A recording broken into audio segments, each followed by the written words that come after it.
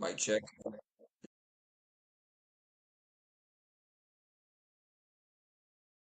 Fade to this here. Mic check. I think we got me now. All right. So little audio issue here, and I apologize because I probably was talking for like 15 minutes, and I completely messed that up, y'all. My fault here. Still learning this software. This software is very complicated. Okay. So here we are. Um, I think it's good. Let's see here. I don't know here what this is here. Outputs, inputs. Okay. We should be good here. On the fishbowl at least here. Let's go, dude. I'm gonna go add this other thing back in here. I think this looks good. All right. Maybe, yep. Got the border back open. So yeah, that's what we're doing here. So thank y'all for tuning in here to the Fishbowl Sports Radio here. Let me see.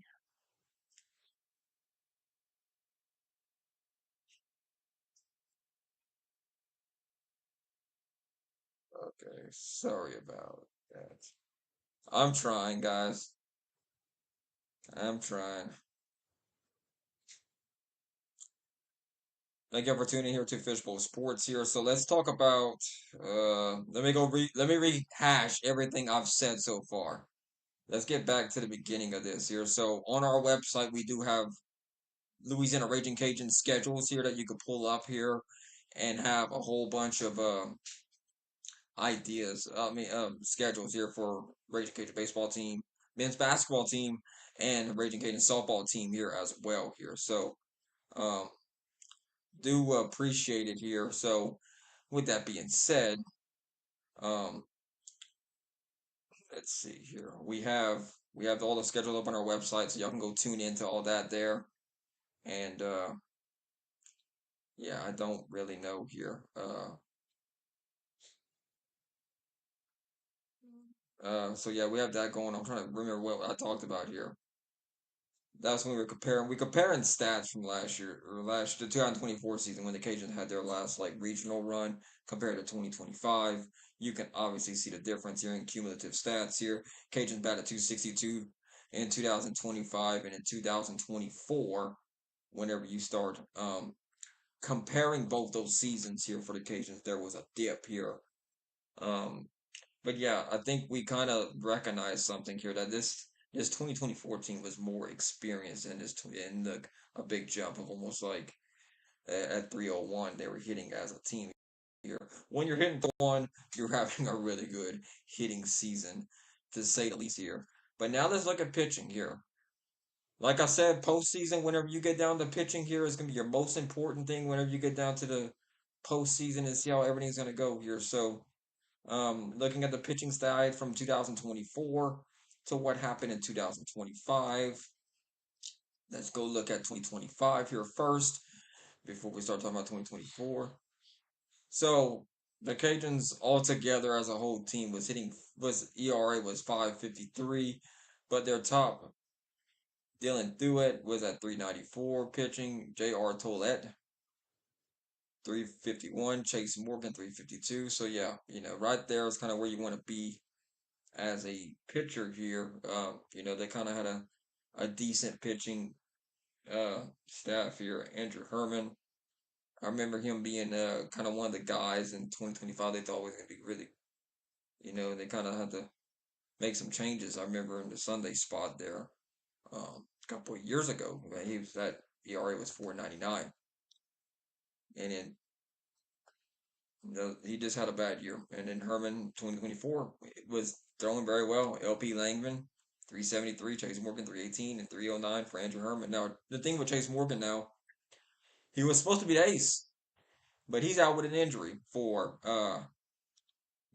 they never came out and officially said the season, but it feels like it's implied that it's going to be a season long injury. They never officially came out and said a season, but you can kind of like, yeah, I don't think we're going to really have anybody here. So to back up that kind of thing there. So with that being said, um, it's not looking to it's not off to a great start for the Cajuns here, to say the least here.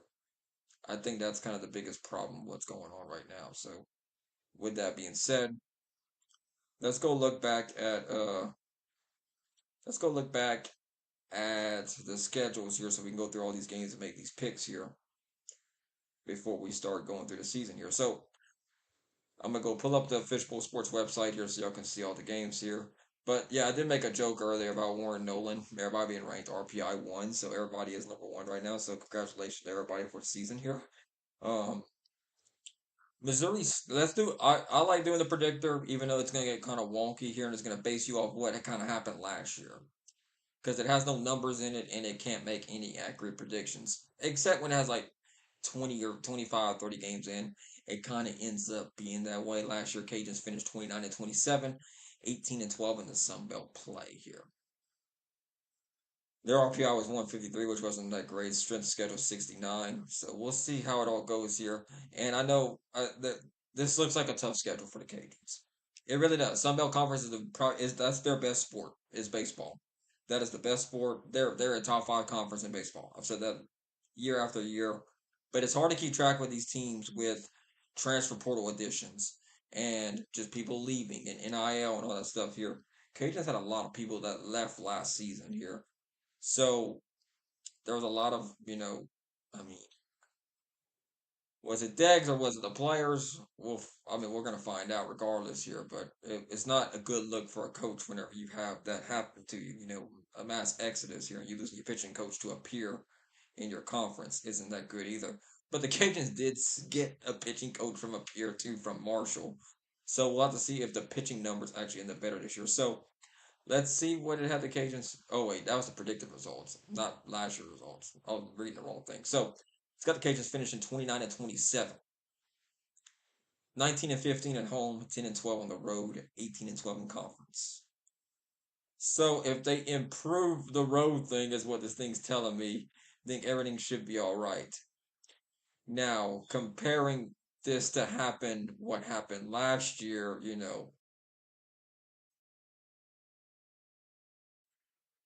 team go this year. And what's your expectations here? Dex is entering a contract year. I'm trying to remember everything I actually said before up to this point because there was no audio from me. But Dex is in a contract year. If he gets any conference title or anything like that, he gets expanded for another year. It gets extended. So with that being said, how long does he get extended out? Is it 2, 3, 4 years? I don't think any coaches should be extended out 4 years or I mean 6, 7 years anymore. I know they have some crazy like Indiana giving I can't even think of the guy's name right now. Like they extended him way out there. I think those are kind of dangerous. I don't like big long contracts for coaches in general because I think with today's day and age they can just like get a bunch of buyout money and just gotta sit there and not have to do anything and get a bunch of money paid off. Like look at Brian Kelly. He cashed a check. He's out of town right now. He got a bunch of buyout money. But this is Dex has paid a very good salary for a baseball coach. He's in the top 25 in the country when it comes to his salary. So with that him being paid that much, I think he's at 300,000. Base salary. With him being paid that much, you should expect a top 25 program. Your pay should reflect the performance of the team. That's what should happen whenever you get paid a certain amount, right? But where the Cajuns are at, they've just been making regionals, right? So right now, I would say the Cajuns are a regional program. They haven't really made it to that top 25 mark yet. We haven't seen the Cajuns in the top 25 um, last season. So with that being said, you should be consistently at the top 25 level. If you get paid top 25, you got to deliver top 25 results. That's basically what needs to happen here for the Cajuns here. So let's go through the schedule and just see what's going to happen here. So let's go pull up the schedule here and see what it is. I do agree with the predictor. I do think they're going to win 2 out of 3 against Missouri State here. Now the question is here. I was kind of concerned about when UL kind of wrote the bio out for their the baseball coach, assistant pitching coach here, because they lost their pitching coach Gunnar Leje to Southern Miss. Not good to lose your pitching coach to a peer. Then we snagged Maryland's pitching coach, which is Taylor Sandifer. So that's kind of the thing here. He's had some, good arms pitched for him, like Zach Franklin in the Southern Conference with a 2.06 ERA whenever he pitched in 2022. So hey, this could be he's established himself as one of the top pitching coaches in the Southeast, pitching minds is what they use to refer to him here. Uh, that was his alma mater there. So it just depends here. I mean, I'm trying to see. Yeah, they never mentioned anything about Marshall. So it's just one of those things. It makes you a little bit concerned, a little bit here about what's actually going on here. So, but how do you feel about the pitching coach coming up here, and how you feel about the pitching in general here? Do we take a step forward? Do we take a step back? There's a lot of new faces on this roster this year. So to be honest, I'll be honest with y'all. I don't really know. I really don't know how I feel about this team here. Do I think they get over 35 wins this year? 30, 25? Where does this team land at? It's going to be based on the pitching, I think, this year. I think hitting, they're going to be good enough to get some runs across the board here. 4 or 5 runs, maybe average a game. If they got to get up to that 2024 level they were having here. Because they were hitting over 300. They were hitting 300 as a team. Solid numbers whenever you go out to statistically, whenever you talk about that kind of stuff here. So Missouri State, I think they'll take 2 out of 3. So I think that'll be a 2-1 game for them. Um, I know we had some games last year that we thought, okay, that's a good win, but then it ended up being that team wasn't really that good. So uh, this is just a blind ranking of these teams and how you feel about them here because they change every single year with this transfer portal. Cajuns lost a lot of players last year in that portal to Southern Miss and a bunch of different schools. And it's going to be like that for a while. It's just going to be that way. So Rice. So what's going to happen? The ERA. You ain't going to have your ace. It looks like Chase Morgan's going to be out for the season. This just the way the wording looked at it here. They haven't officially came out and said, yeah, he's not coming back, but kind of like it's looking like he's gonna be out for a while, basically. So let's look at that here. And let's look at all this Rice midweek game, February 17th on Tuesday at 6:35 at Reckling Park. Midweek games, you really don't know where they're gonna go because we really don't know much about this pitching staff. People can say they know about this pitching staff, but they've only had fall ball most of the time here. A lot of the roster really don't know what's really going to go on there, so that's kind of a one thing to look at and see something here that we have to look at here. So we'll see. We'll see how all this goes here at the end of the day. So looking at that here in that regard here. So looking at these teams here, I was just thinking about it. Okay, let's see if I could let it zoom I think down here. Let's put my screen here. All right.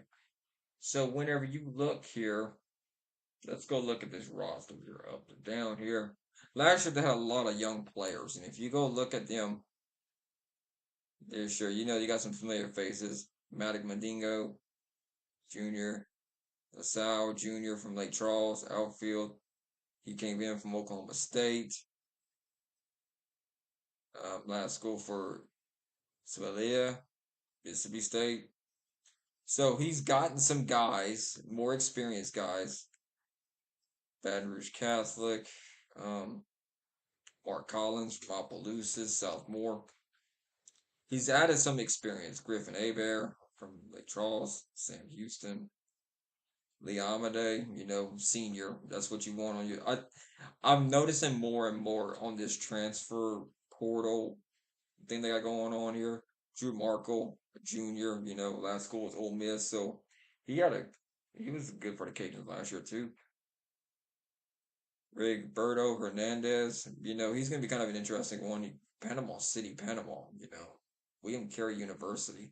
So they've added like seniors. There's another junior here. They've added guys that Gabby Carter, junior, Cam Riley, freshman from Monroe. Cody Brosh, junior right-handed pitcher. They've had guys on the staff like they're a little bit more experienced this year if you look at this roster up and down here. So I think that's Sawyer Pruitt, Chase Morgan, junior. It's starting to rain here again. J.R. Tollett Jr., sophomore. Kason Bellard, Owen Galt, sophomore. Jace LaCava Jr., LaCava, maybe. Landon Victorian,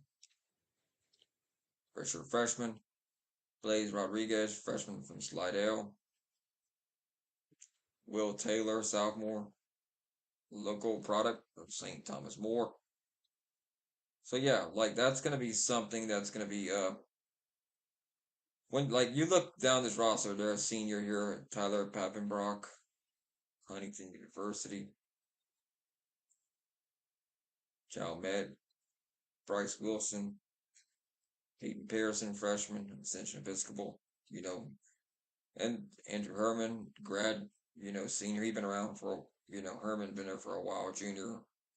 Alfonso, Cole Flanagan, freshman from Moss Bluff, Sam Houston High School. Noah Lewis, freshman, Catholic High of Baton Rouge. So Deggs has a good balance, I think, of roster, but this looks more. This is definitely more a more experienced team compared to last year. You look at it top down. This is definitely a more experienced team than what they had in but all the other years. So I think hitting wise, the Cajuns are gonna do better because they got some like they got Mississippi State, Oklahoma State transfer. You got guys that have been at these bigger programs that may, they bring immediate experience, right? They've been there for a little bit at these other programs here. So it's going to be interesting to see what happens, right?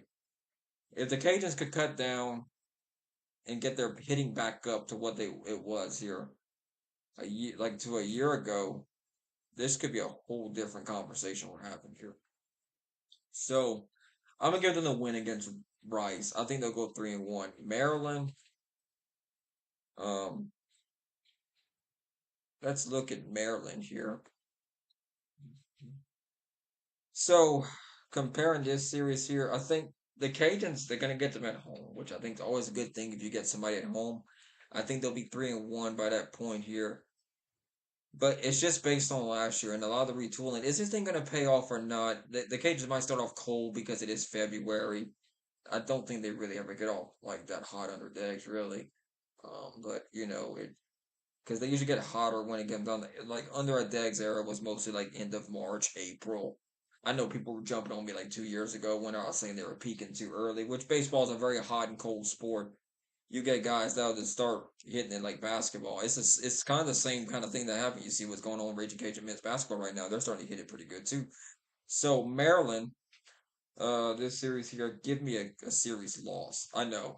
It's not, but I don't think they're gonna get swept. I just think they're gonna drop one of these here because they'll play Kansas State and they might actually end up winning that 2 game.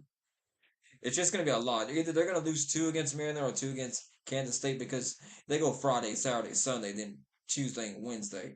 That's really gonna test this pitching staff early in the season. So they're gonna drop two somewhere right here.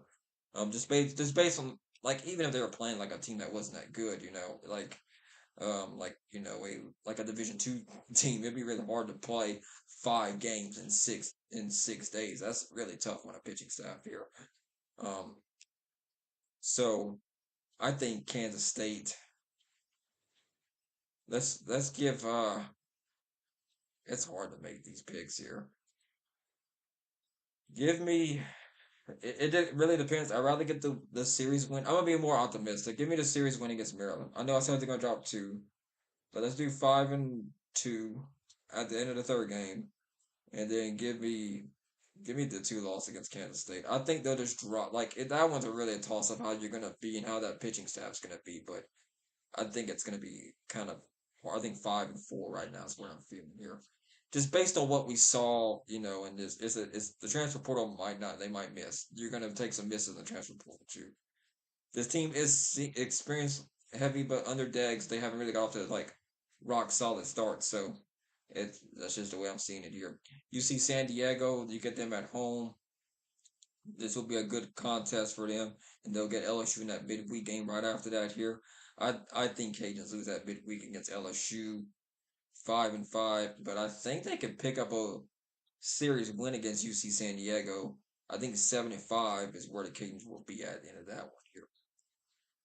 At Dallas Baptist, Dallas Baptist has been a very good ball club. They made the regionals last year, so that's they're gonna be playing them on the road here, that return trip that they had here. So I think Cage dropped that series though. I like Dallas Baptist this year. I think 8-7 is what the Cage are gonna be at. UTRGV, that's that Rio Grande one that we like playing, I guess. But I think they'll beat them 9-7. Uh, then they play McNeese right after that at home. McNeese has been the team that's been kicking our butt lately in sports, except for football. They beat us in basketball. Um, they've been basically almost beating us in every single sport. It's kind of sad to say it that way, but it is the truth though.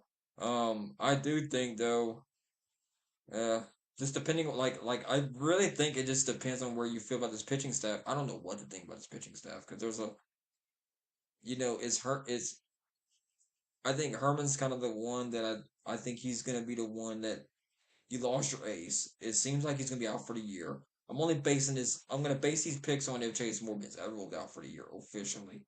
They said he's gonna be out for an extended period of time. He might come back in April. We don't know. May he might. He might. They never. I didn't see anything where they came out and said yeah but they said extended period of time. So I'm thinking this is a season-ending injury here. So we'll see. But that this coach talk, right? You kind of like okay, we're gonna play. It's just something to keep on the back of your mind or your opponent here. So McNeese, I think they might end up winning a 10-7 there. Then South Alabama 3-game series here. If I take back the McNeese. I don't think they'll get. I think they'll lose McNeese. Give me 9-8. I just South Alabama's kind of went down a little bit. This has been a very good baseball rivalry with the Cajuns here over the years. It's gonna be I think baseball season's always been a very fun season for the Cajuns here. So it was 9-8. I think they can get two right here. I think they'll win 2 out of 3. Give me to 11-9. Then at Houston midweek game, I think they'll drop that one to Houston 11-10. Texas State looking like they're gonna be a contender for the Sun Belt Conference regular season championship this year, and they look like they got a pretty good ball club this year. So I think they'll probably drop this series on the road. It'll be really hard to believe that they wouldn't take this series here. So I 11-10, and you got it's like 12-12 after the Texas State series, and we're in the middle of March. You got to start piling some wins here. Southeastern midweek game. Southeastern's a good ball club too. Every Louisiana team you play in baseball has been really good the last couple of years, especially Southeastern. They made some regionals here, so I think the Cajuns do end up beating Southeastern. They'll give them that one, 13-12. They could. I think they'll sweep UOM. UOM is they've never really been good at baseball. I don't think they're gonna be good this year. 16-12. I think Cajuns are there. You got the McNeese game here. I said they would lose to them. They'll probably split these two games here this year, 16-12. So give me a 17-12 win right there. Then we're getting into April. You got to add James Madison. It's like where do I see this team ending up at here? Um, Trying to get a beat on what this pitch because new pitching coach. How's that gonna work? Is this gonna be a good thing or not? We don't know. There's a lot of unknowns with this team here. They played out two completely different lineups when they did fall ball, so that's something we have to look at there too. But we'll see. I think the hitting's gonna improve this year, so I think it might overcome some of the pitching that the Cajuns may problems they may have early on in the season. But the bats they typically get better as the year goes on. The more games you play, bats typically usually pick up for your team. So I'm giving them a series win against James Madison. I'm feeling nice. 19-13 here. Southeastern, they're gonna drop that one in Hammond. I got 19-14. Southern Miss is gonna be a tough one. Luckily, they get them at home this year. I think Cajuns drop that series though. I think they'll be 20-16 entering that Troy series. Arkansas State looking like they might be a dark horse this year. But they have Troy to deal with first here. I think they'll get a series win against Troy. I think they'll win that one on the road. I think 22-17 Grambling. I think they'll get a midweek win against Grambling, 23-17. I actually got them losing the Arkansas State series just based on season predictions here. They look like they're a good team here, Arkansas State. So give me the 1 and 2.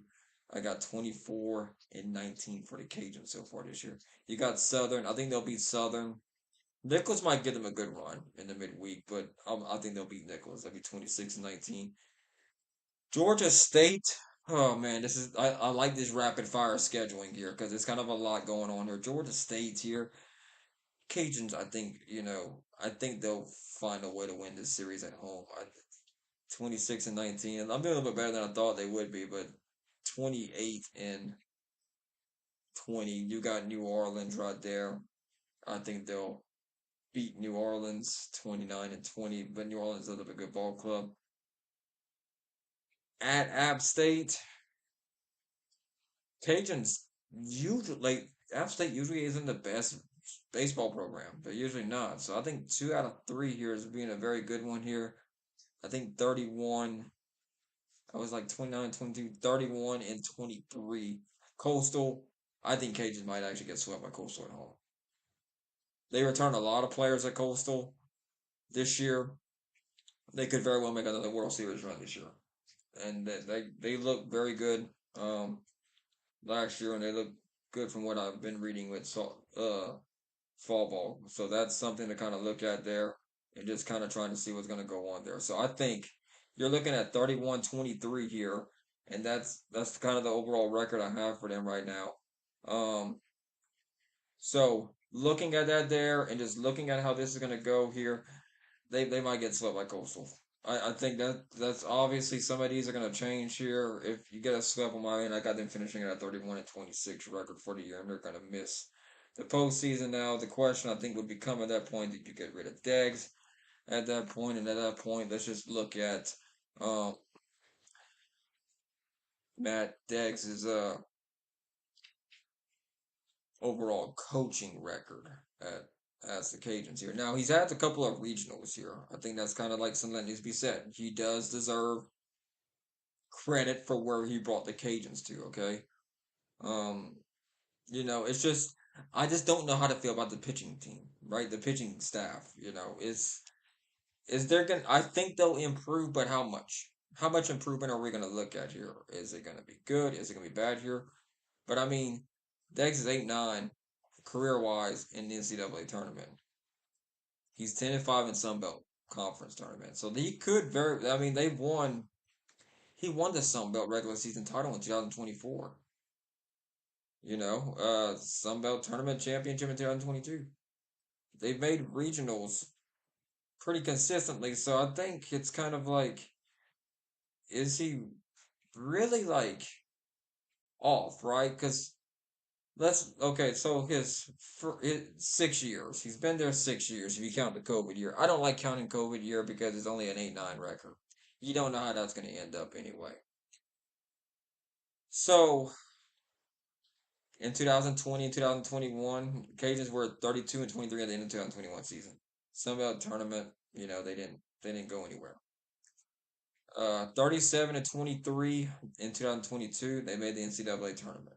I mean, yeah, they made the NCAA regional, but they won the conference tournament, so they got that auto bid. 2023, 41-24, made the NCAA regional. 2024, 42-20, won the regular season title. They didn't win the conference tournament, and he made it to the NCAA regional. So he made it to 3 straight regionals, and then 2025, he just made it to the Sun Belt Conference tournament. So I'm thinking even if he doesn't have a regional run this year, I think he keeps his job. I like to do things on a 4-year basis. Granted, whether that theory's bad or that's good or not, I think he keeps his job if he has a bad run this year. That's what I'm thinking. That's honest God, the truth of what I think might actually happen here. because I think that is something that needs to be said here. Um, so with that being said, I do believe this is. I think they might actually make the regionals this year because he's 10-5. Okay, so you had that one big year where he had a big run where he actually ended up winning the tournament. In 2022.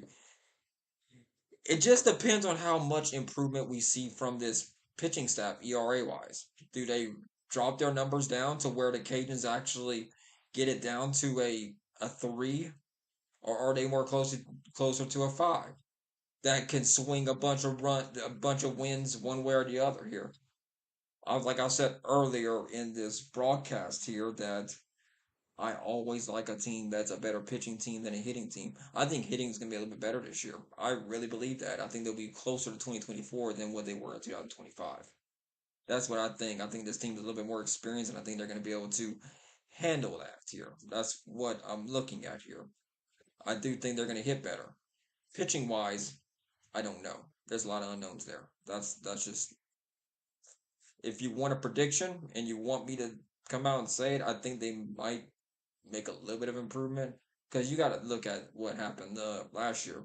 Their pitching wasn't, you know, all that great, and I kind of lost them a couple of games in the beginning of the season, and then I mean they made some strides later in the year. So there is hope for optimism here. There is really good hope for optimism. So we'll see what happens. If you want my official prediction, I do think that they might be. They're close. It's just gonna depend on like how much the improvement is. As of today, until I see some play, I got them missing because I have to base on what happened last year. They lost a lot. How quickly do these guys get in chemistry and, in game action, right? How much is that? How much improvement do they get in production wise? We will see what happens with all that there. So we'll see. But thank y'all for tuning in here to this episode here of Fishbowl Sports for the 2026 Louisiana Ragin Cajun baseball season preview show here. Here's one thing I do want to touch on here real quick here. While we are, kind of getting into that there and just kind of seeing what's going on. Um, while we're looking at that and seeing what's going on, gotta give a shout out to men's basketball. I think they're turning the corner. That was the best game I seen on Saturday. They had good ball movement, and we were there for both games this past week here. I'm a season ticket holder, and I haven't been, I think I missed maybe one game so far this year of men's basketball, but I think they're turning a corner, guys. This team is getting hot at the right time. That's what you want to see. We're February 3rd right now. Hey, I'm just saying, in men's basketball, if they keep going like the way they're going right now, they could make a run at that Sun Belt Conference tournament. But like I've been saying that with y'all the whole entire year, if Raging Cajun men's basketball, I mean, technically, I know Marling is quoted a lot for this kind of thing, where they like say, "Oh, it's only 3 games in March." It's kind of a funny thing they kind of talk about, but he did was actually kind of right, honestly, right? Because if you manage to get like on a really bad losing streak and you go into some conference tournament and you make a big run and you win the whole entire thing, well, does it really matter? You could have a losing conference record and end up winning the Sun Belt Conference tournament and get into the NCAA tournament. Sun Belt isn't that great of a basketball conference. That's just the way it is here. But they're going to figure out a way to beat Troy. Troy was easily the best team I've seen them play this year. Top down here, but they managed. But one thing of improvement that we've talked about here was they didn't really have much inside guys, the guys on the inside, right? They didn't really dump it down low or try to make drives and stuff. They've been able to be more aggressive in doing that kind of thing. And I think it's paid off monumentally for the Cajun basketball team. That kind of thing right there, them driving in the lane and getting in the box down there, boxing people out and stuff, and they're good at shooting a three now. They're nailing them 3-point shots. Jackson Alvaro has been a very good player for them. Laverne been very good for them. They've got double-digit points there. This past week they've been on fire, and I think they could really make a run here. They're peaking at the right time, right where they need to be here. So they were my dark horse pick for the Sun Belt Conference to win the conference tournament because I liked what I saw with the roster and stuff, and Coach White knows what he's doing. I got faith in him. Hey, who knows? We'll see what happens here. So Thank you for tuning in here. I'm gonna go live back here again in about 50 minutes here. If you want some Raging Cajun gear, or if you need something from Walmart, you gotta hit the link, man. Walmart Creator app is here on Fishbowl Sports here. I should make that on our website here, but if you do need to go find out when games are being played for the Cajuns or anybody else here, our website has schedules up. We have a baseball, even a softball, men's basketball schedule on there for the Raging Cajuns here. We have that up there here. Working on a women's basketball one. I did not forget about them. I just have to kind of get these up to date here because we just got some good stuff going there and implementing that in the site because we've been building up the site a little bit more recently. So thank y'all for tuning in here tonight here on Fishbowl Sports. I hope you have a great and wonderful day here in the heartland of Acadiana. I hope you have a great and wonderful night. And I'll see you here in about 49 minutes. So good night, y'all. Hope you have a great and wonderful day. And you know what? I've talked too much. See y'all later. Have a good night. Fishbowl Nation.